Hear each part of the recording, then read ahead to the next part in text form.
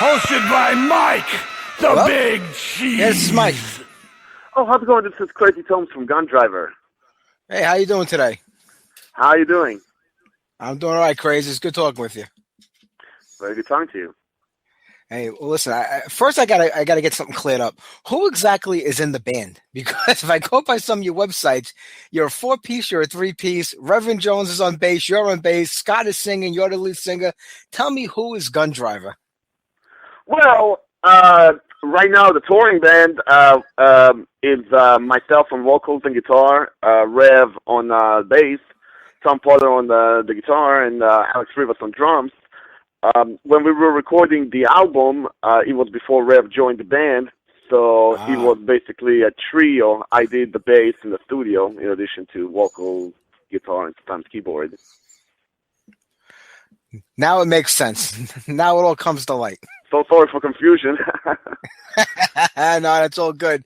Hey, listen, I have to tell you, I mean, you guys seem to have simplified this whole big musical thing, and there's just plain balls out, hard rock. I mean, it doesn't get any better than this. I mean, and it's rare because you don't hear a lot of music like this anymore, Oh, well, thank you so much. Yeah. Was that the intention from day one with the band, is just to deliver it, straightforward?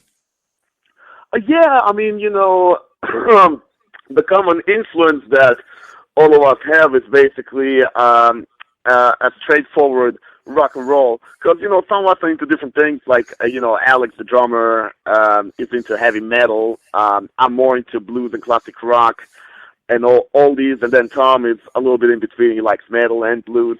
So, we figured that a simple, hard rock, AC/DC, early Metallica or Led Zeppelin style, that's, the way to go. And we all felt it. And that's kind of how the sound, I guess, got to be invented for this band.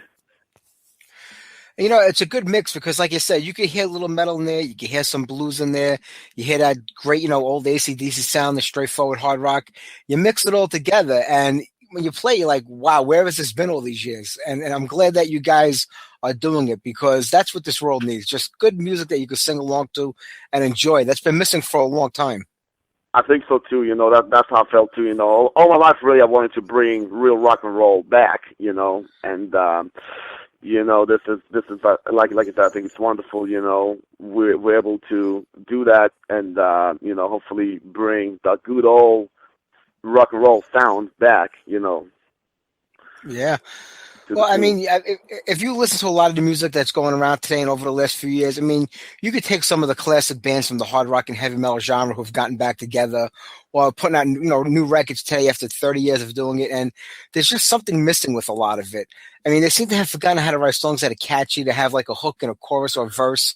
I don't know if it's something like, musically going on where they think they're being different or inventive, or they feel they don't want to reinvent the wheel again, but that's what I want to hear in the song. Stuff that's going to be memorable to me. I'm going to remember that riff. I'm going to remember that sing along, that chorus. I agree. I really believe, writing catchy songs that will stick with people, no matter what genre it may be. It's very important, because then, people will remember it, and it actually, it says something rather than just pass by the ears. Yeah. Well, I mean, the band's been together for a few years now. I mean, what's the hardest part today about starting a band? Is it finding people to play with that, kind of have the same vision that you do or are willing to dedicate the time and energy to making the band happen? Is it more of a member thing or, just like a business thing where, records don't sell like they used to and it gets kind of harder to get Right. live shows?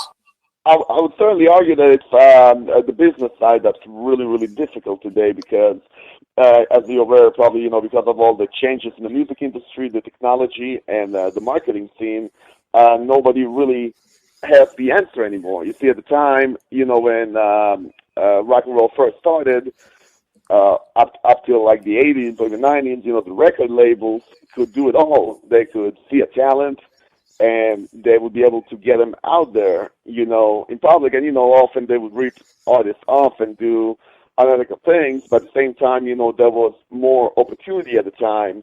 It was easier for people with talent to get noticed because there were plenty of big businesses that were out there promoting it and doing it. And now, since the record labels and the music industry in general, the big business does not have all these powers anymore. They're not even trying to really promote or work with new bands that much unless it's really quick money, which usually doesn't happen. So now a lot of the artists have to promote ourselves, which is what we do. And, it's a very uncertain road, but I believe there's a great future to it. It's just a matter of time because music will always be in demand one way or another. It's just a matter of figuring out how to get around the difficulties now. Yeah. Your answer is an answer that I hear from a lot of bands when this subject comes up. We talk about it. You said, it's a whole different thing today and nobody knows what to do anymore. Nobody knows where it's going. And I keep thinking, when God wasn't happy a long time ago, he told Noah to build an ark, we were going to start over again. Maybe this is the time for bands, like, to decide, what the future of music is going to be and to recreate it in the way that's going to benefit them. I think if enough members got together, enough bands got together, musicians got together, recreate this industry where it's going to be beneficial and profitable to you guys that are putting the music out there. Right, and I believe that too. I believe that something good is about to happen, especially to those like us right now who are, carrying it through the storm. As long as we survive the storm, I think after it all clears out, there'll be new doors and even possibly much better doors than ever before. It's just a matter of when and how. Yeah, and I'm really hopeful, that because, like I said, music will never disappear. It will always, it'll always have a market because people always need music, no matter what changes in technology and politics and social life. People will always need music, no matter what.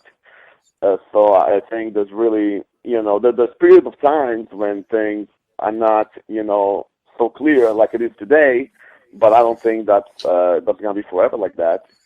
It always changes, even throughout the history of rock and roll. Yeah, I agree. Well, I mean, how's everything out in the West Coast today? I mean, is it a good musical environment? And is it a good area for bands to still nurture themselves and to get out there and play, in the clubs and everything? Is it a good area to kind of grow in? I'll be honest with you. I mean, there's wonderful places around here where I always play and I still play around California, even in LA.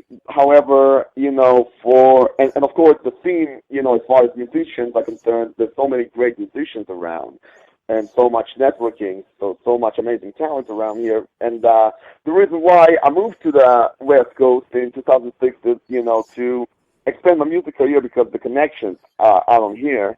And the whole point is being here is to have a band and get the right connections and be able to tour from California to all around the world, all the other states and beyond. That's really the point. Not so much play just in California because, it may not be enough. Sure. Well, you talk about connections and making things happen. I mean, you got Rev Jones in the band with you right now. Man's been around the business a long time. Shanker, and I can't remember about the bands he's played with. That's got to be a helping hand to have somebody with the name reputation. So, like people say, Rev Jones in that band. Like they kind of have an idea what you're about. Oh yes. I mean, Rev is one of the greatest musicians I've ever gone to play with or ever seen. In fact, like you said, he's played with that's how we met him on our first tour with Michael Schenker when he was Michael Schenker's bass player, and then he's also played with Steelheart and with Mountain. Yeah. all kinds of other people. It's a big honor for us to have him in the band. He's been a great force in our musicianship, that's for sure. And I'm really looking forward touring and working with Rev in the future. Yeah.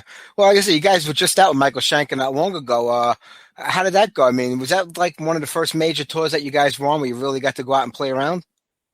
Right. Well, the first Michael Schenker tour, it was the first tour we ever did. Actually, it was last year, 2014, January, and we went out there with a different lineup, different bass player, and that's how we met Rev, because he was with Michael at the time.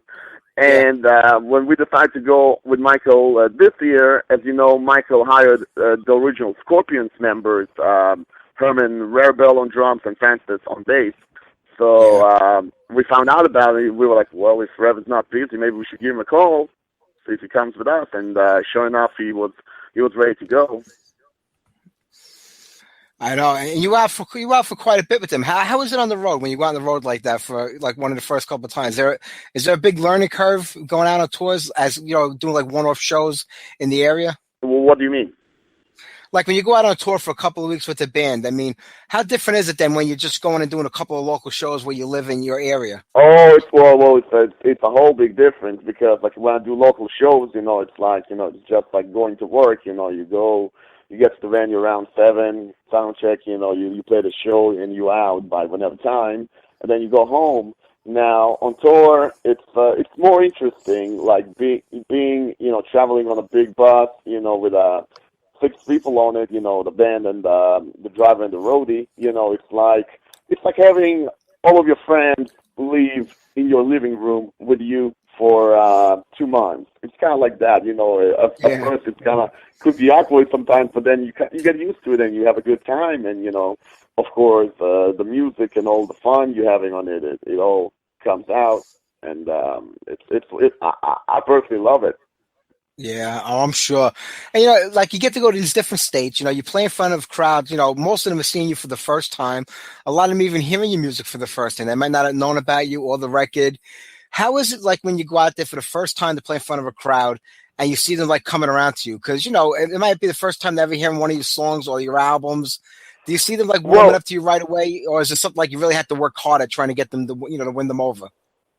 Well, yeah, you gotta work. I mean, I'm not gonna lie. You can't just go out there and be okay and expect good results, or even be good, or even be great. Sometimes, great is not even enough to please the crowd. You gotta really be as great as you possibly can in what you do. Not only that, but also connect with the audience through, the showmanship or eye contact or something that will really take their attention. Because you got to understand, like it's one thing when you're an established band and you have your own following, then you have to be really bad to do any wrong. But like say on the tour that we went, all those people that went, they came to see Michael Schenker. They did not care to see any other bands that they, most of them haven't heard of. So, you already kind of start on a bad foot, just because, they don't even want to deal with that. They just want to have Schenker right away. And for them to change around and, like, even pay attention to you, much less really like you and become your fans and buy your merch, you really gotta turn them around. Like, you really gotta capture them right away and keep them captured for the whole show until you leave the stage. And that's the only way they're gonna really remember you, or, the only way to make a difference in your career when you do stuff like that. You don't just win them over by just going out there and playing songs. You have to be really exceptional, especially when you open for a legend and a guitar god like Michael Schenker. I can imagine. But I tell you, I saw some of the clips on YouTube that people posted from the shows and stuff, and you guys do put on an amazing live show. I mean, it's just like a ball of energy. Oh, You guys do give 110%. Yes. Thank you so much. Whether or not it always comes out as perfect as we'd like to, I can say one thing about the band and about my approach in general is that you gotta give 200% every time. That's the least you can do. Is give it all you got on stage and play the show like it's the first time you ever played, and it's the last time you ever gonna play, because you never know. And thank you so much, for the great words. That's the whole intention, to have a lot of energy, and to put on a good show. Well, that you do. And Crazy, I'm going to let you go. We're going to get on some music off the album after this. Where's the best place for people to buy the record? Because simply stated, like the band, it's number one. Where can people find it and keep up with you guys and find out where you're playing next? Oh, Gundriver.com. That's great to know, man. Crazy. The best of luck with the band, the album. I'm hoping that there's a number 2, a number 3, a number 4, and a number 5 after this one. Oh, well, thank you so much. I can't wait. I can't wait to do more music and make more people have a smile on their face. And thank you so much for the good words. Anytime, man. That's what it's all about, is making people happy. And you guys are doing it. Thank you very much. Thank you so much, and please stay in touch with us. You got it, Crazy. I will do. Thank you so much. Take care.